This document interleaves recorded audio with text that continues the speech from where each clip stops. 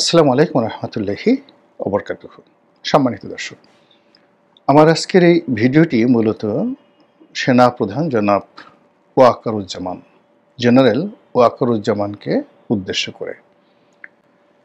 গত সেই July August বিপ্লবের পর থেকে আজ অবধি জনাব ওয়াকারুজ্জামান যা কিছু করেছেন, যা কিছু বলেছেন, আমি কায়মনোবাক্যে তা বিশ্বাস করেছি এবং তার প্রতি আমার অগাধ আস্থা এবং বিশ্বাস এটা এখনো অটুট রয়েছে। এখন তিনটি ক্ষমতার বলয় রয়েছে। জেনারেল ওয়াকারুজ্জামানের নেতৃত্বে একটি বলয়, যেখানে রাষ্ট্রপতি সঙ্গত কারণে তার সঙ্গে আছেন বা তিনি রাষ্ট্রপতির সঙ্গে আছেন। তার সাহায্য ছাড়া রাষ্ট্রপতি 1 মিনিট টিকে থাকতে পারতেন না এবং আগামীতে পারবেন না। এটা হলো বাস্তব অবস্থা। কিন্তু রাষ্ট্র ক্ষমতার একটা শীর্ষ পর্যায় থেকে একজন সেনাপ্রধান বা একজন পুলিশ প্রধান কিংবা একজন মন্ত্রী, একজন এমপি, একজন প্রধানমন্ত্রী, তিনি আসলে কতটুকু করতে পারেন, এই বিষয়গুলো সম্পর্কে যেহেতু আমার একটু হলেও বাস্তব অভিজ্ঞতা রয়েছে, সেই কারণে আমি অনেকের উপর খুব আশাবাদ ব্যক্ত করি না। তো সেই ক্ষেত্রে জেনারেল ওয়াকারুজ্জামান যেন আমার দ্বারা কোনো অবস্থাতেই তিনি আহত না হন, আমি সবসময় চেষ্টা করেছি সেইভাবে আমার যে সংযম এটা প্রদর্শন করার জন্য। দ্বিতীয় হলো ডক্টর মোহাম্মদ ইউনূসকে কেন্দ্র করে একটি বলয়, আর তৃতীয় হলো বহির্শত্রু, বহির্দেশ বা বন্ধু দেশ। তো এত কিছু তাপ এবং চাপের মধ্যে একজন লোকের পক্ষে দায়িত্ব পালন করা, কর্তব্য পালন করা সত্যিকার অর্থে কঠিন একটা বিষয়। তো সেই দিক থেকে যখন সেনাবাহিনী মাঠে ডিপ্লয় হলো, তখন আমার কাছে মনে হলো যে ওনারা নিধিরাম সর্দার হয়ে থাকবেন। 2018 সনে সেই সেনার সদস্যদেরকে যে একটা অবমাননাকর অবস্থায় ফেলে দেওয়া হয়েছিল, যাদের মধ্যে দেশপ্রেম রয়েছে, আত্মমর্যাদা রয়েছে এবং যারা সেনাবাহিনীর ঊর্ধ্বে এবং সেনাবাহিনীর র্যাঙ্ক এবং ব্যাজ এই দুটোকে তাদের মর্যাদার প্রতীক মনে করেন, তারা 2018 সনের নির্বাচনের মাঠে যে বিরূপ অবস্থার মধ্যে পড়েছিলেন, ওটাকে তারা কিয়ামত পর্যন্ত ভুলতে পারবেন না। এই জন্য এবার যখন সেনা ডিপ্লয় করা হলো, অন্যকে কি বলেছেন জানি না, আমি প্রথম দিন থেকে বলেছি যে সেনাবাহিনীর ম্যাজিস্ট্রেসি পাওয়ার দরকার হবে। ম্যাজিস্ট্রেসি পাওয়ার ছাড়া তারা কিছুই করতে পারবে না। সরকার তাদেরকে ম্যাজিস্ট্রেসি পাওয়ার দিয়েছে, এটা নজিরবিহীন বাংলাদেশে।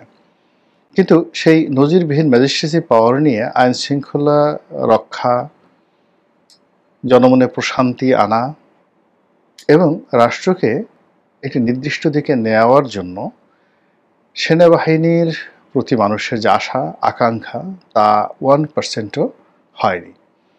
এখানে কিছু সস্তা জিনিস হয়েছে, কাউকে লাঠি দিয়ে পেটানো হচ্ছে, কারো হেলমেট আছে কিনা তা চেক করা হচ্ছে। আইন শৃঙ্খলা মানে যাকে বলা হয় শান্তিপূর্ণ করা, এই কাজটি সেনাবাহিনী করেনি। কেন করেনি, কী জন্য করেনি, এটা নিয়ে বহু তর্ক আছে, বিতর্ক রয়েছে। কিন্তু এখানে সেনাপ্রধান ওয়াকারুজ্জামানকে নিয়ে আমি যে কথাটা বলতে চাই সেটি হলো, এখনো পর্যন্ত তার অধীনে যেভাবে কমান্ড রয়েছে, এখনো পর্যন্ত তার প্রতি লোকজনের যে বিশ্বাস এবং আস্থা অব্যাহত রয়েছে, যেটি বাংলাদেশে বিরল, ইতিপূর্বে কখনো হয়নি। 1। 2 নম্বর হলো যে তিনি যদি এই পুরো পরিস্থিতিকে নিয়ন্ত্রণ করতে না পারেন, ইতিহাস তাকে ক্ষমা করবে না এবং তার জীবনে এতটা বিপর্যয় নেমে আসবে যে বিপর্যয় কোনো সেনাপ্রধান, কোনো মন্ত্রী, কোনো এমপি কারো জীবনে কখনো ঘটেনি বাংলাদেশে। পরিস্থিতি সেদিকে এগুচ্ছে। আর এই কথাটা এখন খুব নিষ্ঠুরভাবে আমাকে বলতে হচ্ছে এই কারণে যে আমরা ডক্টর মোহাম্মদ ইউনূসকে যে প্রধান উপদেষ্টা মেনে নিয়েছি সেনাবাহিনী প্রধানের কথায়, তার পছন্দে। তিনি যদি না চাইতেন এটা হতো না। এর কারণ হলো শেখ হাসিনা পালিয়ে যাওয়ার পরে পুরো মানুষের, দেশের যে কনসেন্ট্রেশন, সেই কনসেন্ট্রেশন ছিল ক্যান্টনমেন্টের দিকে, সেনাবাহিনীর দিকে। সেনাপ্রধান ওয়াকারুজ্জামান যদি ওই দিন চিফ মার্শাল অ্যাডমিনিস্ট্রেটর হতে চাইতেন, সেদিন যদি প্রেসিডেন্ট হতে চাইতেন, সারা বাংলাদেশ কায়মনোবাক্যে তাকে মেনে নিত।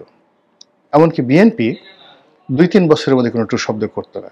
আমি বিএনপির একেবারে শীর্ষ পর্যায়ের সাথে কথাবার্তা যখন বলেছি, সবসময় আমরা চেয়েছি যে একটা ইন্টারভেন হোক, শেখ হাসিনার পতন হোক, সেনাবাহিনী ক্ষমতায় আসুক এবং 5-6 বছর তারা ক্ষমতায় থাকুক একটা লেভেল প্লেয়িং ফিল্ড করার জন্য। কিন্তু সেনাপ্রধান নিজের দুর্বলতার জন্য হোক, অক্ষমতার জন্য হোক, স্নায়বিক দুর্বলতার জন্য হোক, ব্যক্তিত্বের জন্য হোক, ভয়ের জন্য হোক, নির্লিপ্ততার জন্য হোক, হোয়াট এভার মেবি, তিনি ক্ষমতা না নিয়ে তিনি ক্ষমতা দিয়েছেন ডক্টর মোহাম্মদ ইউনূসের হাতে। এবং তিনি যেভাবে রাজনীতিবিদদেরকে ডেকেছেন, অন্য কোনো মানুষ ডাকলে যেত না, রাজনীতিবিদরা তাকে বিশ্বাস করেছে। তিনি জনগণকে যে দৃঢ়তার সঙ্গে বলেছেন যে আমি দায়িত্ব নিলাম, সেই দায়িত্ব 1%ও তিনি পালন করেননি। উল্টো এই যে গত 10 মাস ধরে সেনাবাহিনী যে টহল টিম মাঠে রয়েছে, তার জন্য এই রাষ্ট্রের ভাণ্ডার থেকে শত শত নয় হাজার হাজার কোটি টাকা এই সেনাবাহিনীকে আমাদেরকে পরিশোধ করতে হচ্ছে, অতিরিক্ত তাদের বেতন ভাতার বাইরে, তাদের গাড়ির তেল, তাদের ক্যাম্প ফি, এবং যখন এই অবস্থা থাকে তখন তাদের যে অতিরিক্ত ভাতা দিতে হয়, সেই ভাতা বাবদ এ যাবৎ কত হাজার হাজার কোটি টাকা খরচ হয়েছে, বিনিময়ে আমাদের কি লাভ হয়েছে। তিনি বহুবার বহু কথা বলেছেন, তার একটি কথা বাস্তবায়িত হয়নি।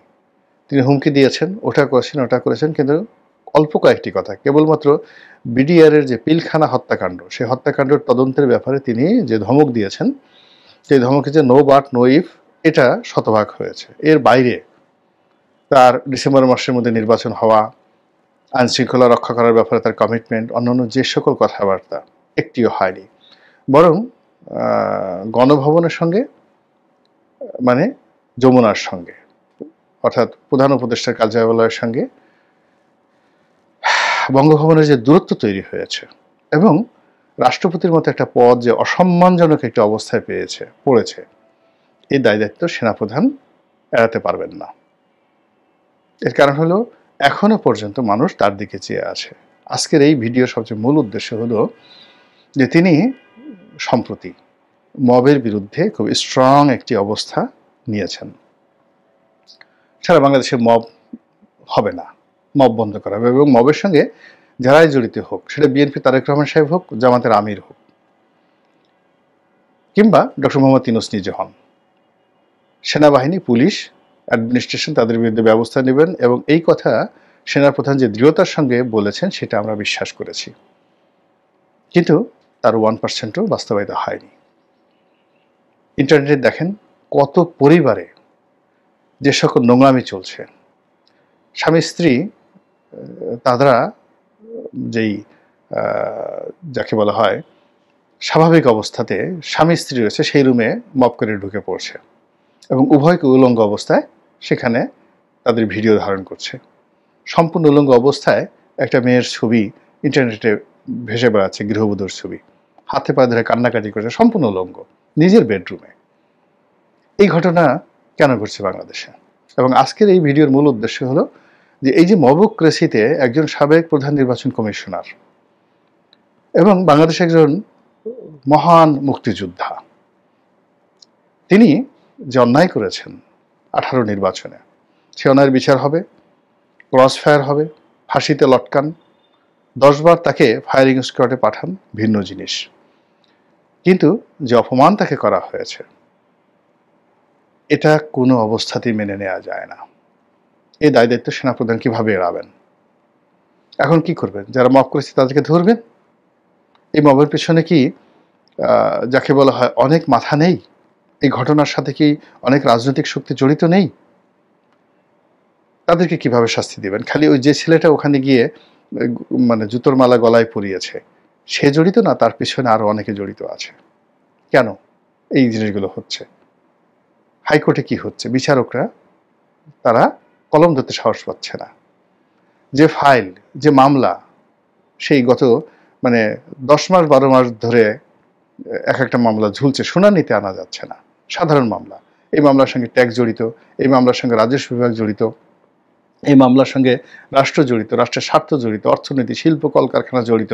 কোনো বিচারক সেই মামলা মানে যাকে বলা হয় তারা শুনানি করতে সাহস পাচ্ছেন না। শত শত হাজার হাজার মামলা। এই যে একটা কোর্ট একজন বিচারপতিকে ডিম মারা হলো প্রকাশ্য কোর্টে। এখন একজন বিচারপতিকে প্রকাশ্য কোর্টে ডিম মারা হলো এবং সেই বিচারপতিকে আবার ছুটিতে পাঠিয়ে দেওয়া হলো। তারপর সেই বিচারপতির কোর্ট ভেঙে দেওয়া হলো।